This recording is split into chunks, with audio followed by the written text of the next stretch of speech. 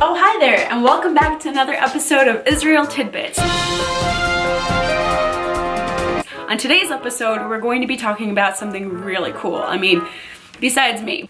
Now we're going to take a little trip back in time and talk about some history, specifically about something called the Balfour Declaration, which sounds pretty legit, and that's because it is. So the Balfour Declaration was essentially Britain's public support of Zionism and the self-determination of the Jewish people to their indigenous homeland.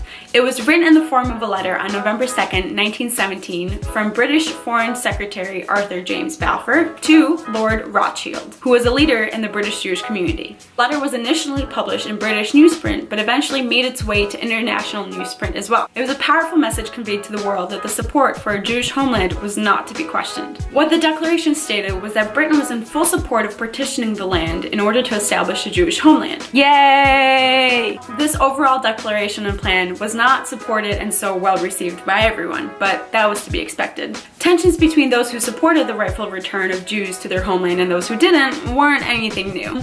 But when it comes to the history of the Jewish connection to the land, let's get something clear. It goes back thousands and thousands and thousands and thousands and thousands and 6.5 hours later. Thousands of years back. And that's just fact, declaration aside.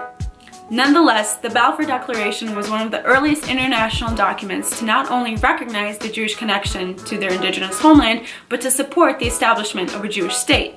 This declaration paved the way for the League of Nations, which was the precursor organization for the United Nations, to eventually start putting things into motion and start making this declaration a reality. We've come a long way since, and we're only going to keep moving forward.